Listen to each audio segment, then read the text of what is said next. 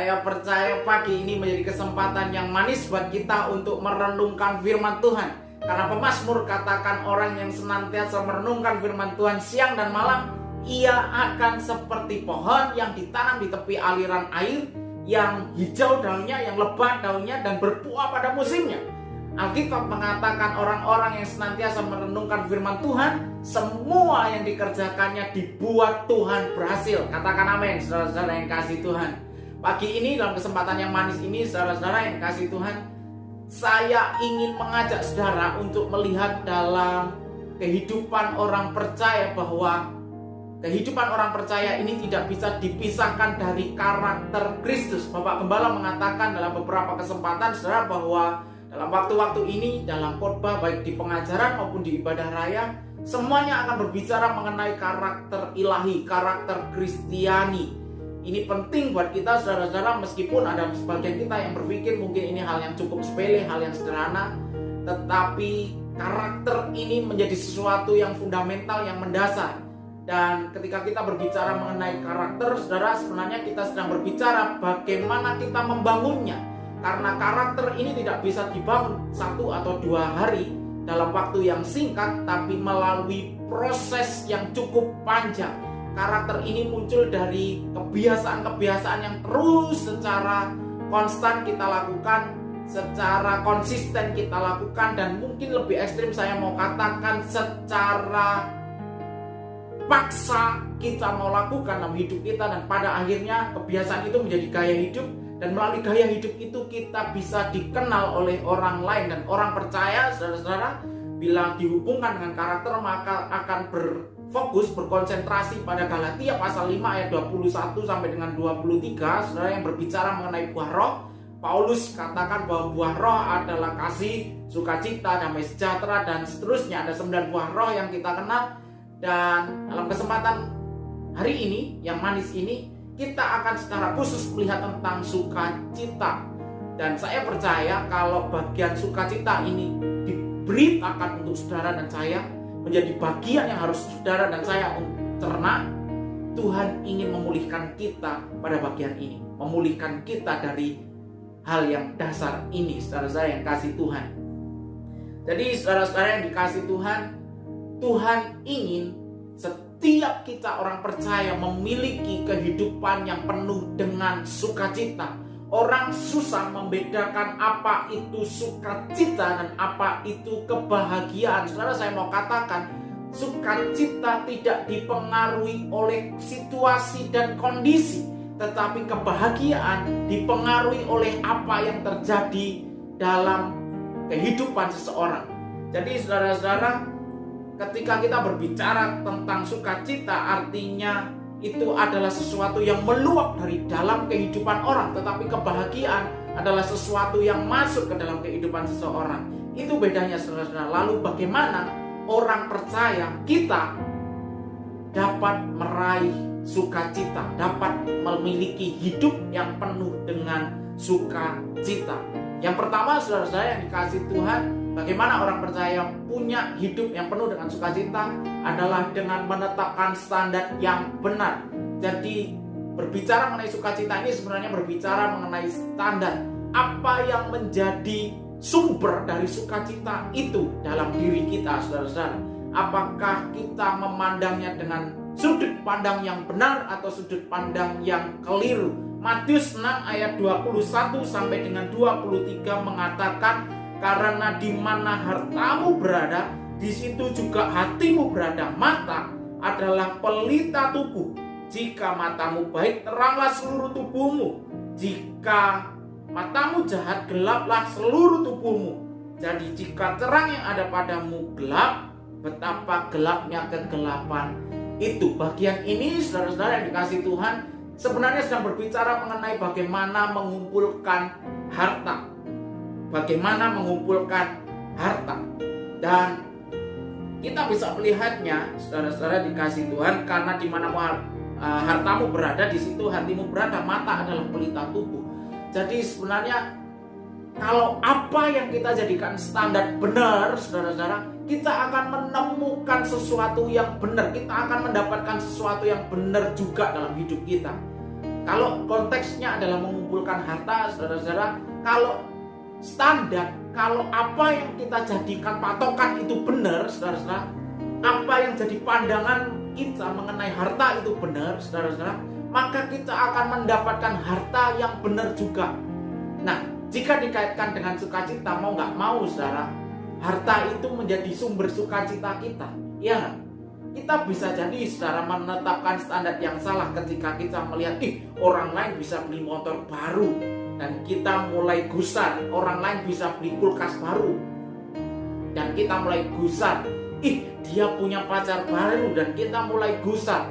Tetapi saudara-saudara, ketika mata kita benar, artinya pandangan kita benar, sudut pandang kita benar, ini menjadikan standar yang benar, maka kita akan mendapatkan nilai yang benar juga dari apa yang kita pandang, dari apa yang menjadi standar kita. Jadi saudara, ketika kita berbicara tentang sukacita, dengan pandangan mana engkau membangun standar sukacitamu?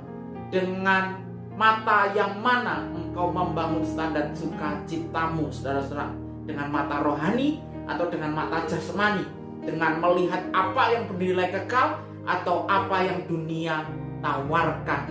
Saudara-saudara yang dikasihi Tuhan. Yang kedua, saudara, bagaimana orang percaya mendapatkan sukacitanya, mendapatkan hidup penuh dengan sukacita setelah menetapkan standar yang benar, saudara-saudara? Maka yang terjadi adalah pikiran kita menjadi stabil. Dan ketika pikiran kita stabil, kita akan membuat damai dalam hidup. Artinya dari pikiran yang stabil itu akan membangun, akan memunculkan, akan memancarkan kedamaian dalam hidup kita. Karena orang yang sukacita pasti hidupnya penuh dengan kedamaian. Jadi membahas tentang sukacita, sekali lagi saya mau katakan, kita tidak sedang membahas tentang keadaan, saudara-saudara, tetapi ketika kita membahas tentang sukacita, kita sedang membahas apa yang kita luapkan dari dalam diri kita. Jadi sukacita bukan dari apa yang terjadi, tetapi apa yang kita jadikan standar dan apa yang mau kita luapkan dalam diri kita. Nah, saudara-saudara yang dikasihi Tuhan, jadi apapun keadaannya, mau enak, mau tidak enak, mau pahit, mau manis, mau asam, mau getir, kita akan tetap bisa bersukacita bersama dengan Tuhan. Kalau Tuhan menjadi standar sukacita kita, saudara-saudara yang dikasihi Tuhan, maka ada penggalan lirik lagu lama yang mungkin bisa mewakilinya. Kira-kira demikian, saudara-saudara, penggalan lirik itu bahwa damai yang diberikan sangat besar, damai yang menjadikan hati senang. Saudara, sekali lagi, ketika Yesus menjadi standar sukacita kita, maka hidup kita akan penuh dengan kedamaian. Ketika kita penuh dengan kedamaian, kita tidak akan memancarkan kepanikan, kita tidak akan memancarkan kekhawatiran, kita tidak akan memancarkan hal-hal negatif lain kepada sekitar kita. Tetapi ketika Yesus menjadi sumber sukacita kita, atmosfer di sekitar kita juga akan menjadi sukacita yang melampaui segala akal. Jadi damai yang diberikan memang sangat besar, damai yang menjadikan hati senang. Oleh sebab itu tidak salah ketika Daud mengatakan, hanya dekat Allah saja aku tenang, sebab daripadanya lah keselamatanku. Fokusnya adalah bagaimana hidup dengan Allah menjadikan hati tenang, saudara-saudara yang dikasihi Tuhan. Jadi tanda orang yang hidup penuh dengan sukacita, maka terlihat dari pikirannya yang cenderung stabil. Dan pikiran yang stabil ini, yang tenang ini, saudara-saudara yang dikasihi Tuhan, sebenarnya juga menjadi tanda seseorang mengalami pertumbuhan rohani. Dan yang ketiga, saudara-saudara, bagaimana orang percaya dapat hidup penuh dengan sukacita, yaitu dengan hidup bersama dengan Roh Kudus. Roma 14 ayat 17 mengatakan, sebab kerajaan Allah bukan soal makanan dan minuman, tetapi soal kebenaran, damai sejahtera dan sukacita oleh Roh Kudus. Jadi saudara-saudara, dalam kesempatan ini saya tidak hanya ingin membagikan bagaimana kita meraih sukacita itu, bagaimana kita mendapatkan sukacita itu, bagaimana kita memiliki hidup yang penuh sukacita itu. Karena ada pendapat yang mengatakan untuk membangun itu mudah, tetapi untuk memelihara, untuk mempertahankan itu sulit. Tetapi dalam kesempatan ini saya juga mau bagikan bagaimana kita orang percaya dapat mempertahankan hidup penuh dengan sukacita, yaitu dengan hidup bersama dengan Roh Kudus. Mengapa Roh Kudus, saudara-saudara yang dikasihi Tuhan? Karena memang bagi 12 murid Tuhan Yesus, Yesus adalah sumber sukacita mereka. Dan kita mengetahui dalam kitab Yohanes, lebih-lebih ketika Yesus mengatakan bahwa dirinya sebentar lagi akan disalibkan, dirinya akan meninggalkan para murid. Para murid ini mulai gelisah, para murid ini mulai mengkhawatirkan bagaimana nanti kelanjutan setelah ini, bagaimana tentang pelayanan setelah ini, setelah Yesus gak ada. Tapi Yesus mengatakan dalam Yohanes pasal 14 bahwa Dia menjanjikan penghibur, saudara-saudara. Dan penghibur itu adalah Roh Kudus.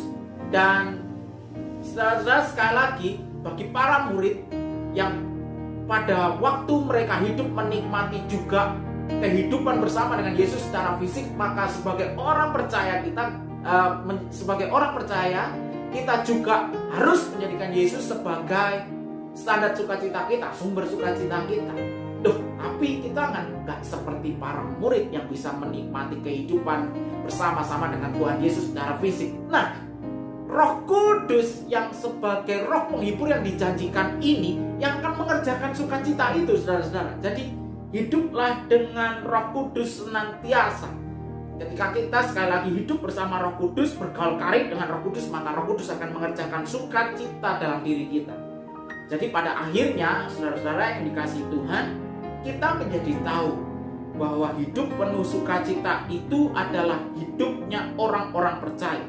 Orang percaya tidak bisa dipisahkan dari kehidupan yang penuh dengan sukacita. Mengapa? Karena yang pertama, sukacita itu kekuatan. Orang yang hidupnya penuh sukacita akan memiliki hidup yang lebih kuat daripada orang yang lain, saudara-saudara. Sekali lagi, sukacita berbeda dengan kebahagiaan. Kebahagiaan dipengaruhi oleh faktor dari luar, tapi sukacita adalah sesuatu yang kita luapkan dari dalam. Dan bagaimana itu meluap dipengaruhi dari standarnya. Saudara-saudara yang dikasihi Tuhan, jadi orang yang bersukacita adalah sebenarnya orang yang memiliki kekuatan yang lebih dari dalam dirinya. Jadi orang yang memiliki sukacita akan lebih kuat ketika menghadapi masalah. Ia tahu kemana harus pergi. Ia memahami bagaimana cara mengambil keputusan yang tepat. Ia tahu bagaimana ia harus bergerak, karena sukacita juga bergerak dalam hatinya, dalam pikirannya. Pikirannya tenang, hatinya tenang. Pikirannya damai, hatinya damai. Ini akan menjadi kekuatan buat orang percaya, dan tentunya akan keluar memberikan atmosfer yang lain di tengah keadaan yang menyesakkan, saudara-saudara yang kasih Tuhan. Dan yang kedua, sukacita itu adalah kegairahan, saudara-saudara. Sukacita membuat kita bergairah, membuat kita semangat dalam menjalani hidup. Sukacita membuat kita tidak putus asa, tidak putus harapan. Sukacita menghindarkan kita dari kepanikan. Sukacita membuat arah hidup kita menjadi semakin jelas. Sukacita mengantarkan kita kepada hal-hal besar yang dikerjakan Tuhan untuk kita, saudara-saudara. Jadi sukacita yang Tuhan kerjakan memampukan kita untuk memilih, untuk melepaskan diri dari semua tawaran dunia dan bergerak maju ke garis akhir yang Tuhan sediakan buat kita. Amin, saudara-saudara. Yang ketiga, bahwa hidup dalam sukacita, hidup yang digerakkan oleh kesukacitaan adalah hidup yang siap bukan hanya menerima berkat. Jadi ketika kita bersukacita, ketika hidup kita dipenuhi sukacita, saudara-saudara, kita bukan hanya hidup siap menerima berkat, bukan hanya siap menerima kemenangan, tetapi kita juga siap mengalami semua penderitaan, semua penyesalan. Bisa jadi saudara-saudara, kita disesah, kita difitnah, kita dikecewakan, mungkin kita dijadikan kambing hitam, saudara-saudara. Tetapi sekali lagi, melampaui semua hal pahit yang mungkin saja kita alami, sukacita yang Roh Kudus kerjakan dalam hidup kita ini akan menggerakkan kita untuk menjadi orang yang lebih kuat berdiri.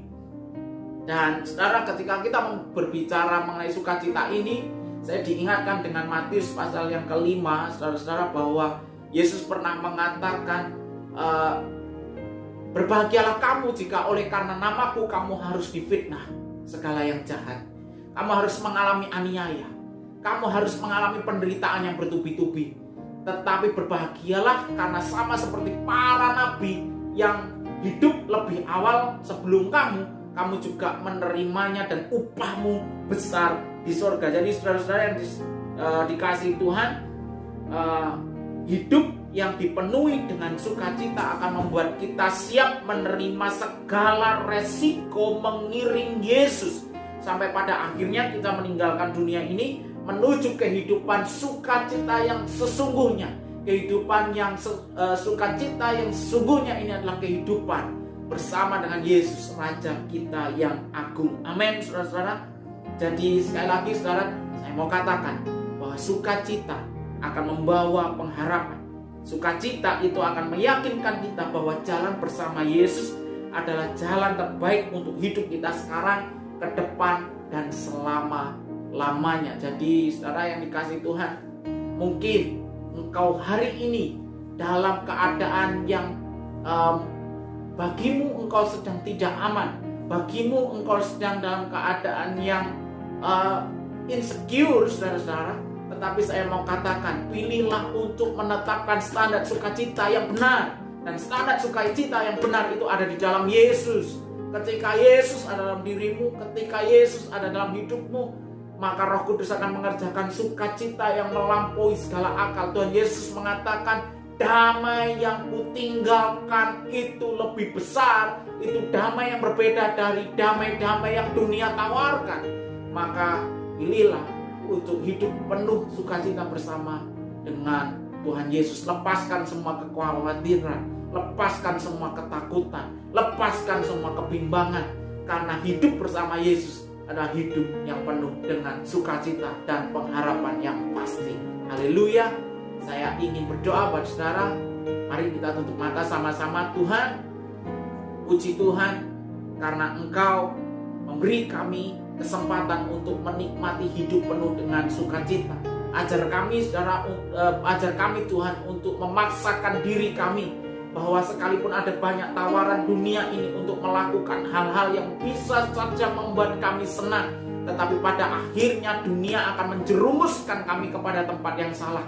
Tetapi ketika kami memilih Yesus Kristus sebagai sumber sukacita kami, maka damai yang besar akan Tuhan kerjakan dalam diri kami. Kami akan tetap tenang menghadapi badai. Kami akan tetap kuat berjalan di tengah segala rintangan. Melewati semua halangan, kami akan tetap mampu bertahan. Sebab kami percaya ketika kami menjadikan Yesus sumber sukacita kami akan mendapatkan kehidupan yang lebih daripada yang dunia tawarkan. Terima kasih buat damai sejahtera-Mu. Terima kasih buat sukacita-Mu. Hamba berdoa untuk setiap pendengar, untuk setiap pemirsa yang menonton dimanapun mereka berada.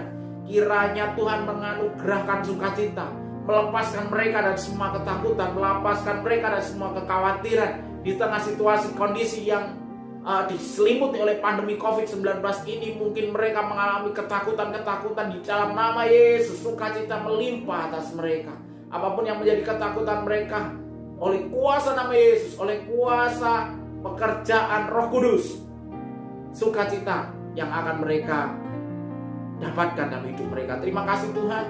Hamba bersyukur dan mengembalikan semua kepujian, pengagungan dan hormat demi nama Yesus Kristus, Allah yang hidup, Tuhan dan Raja kami, sumber sukacita kami. Amin. Tuhan memberkati.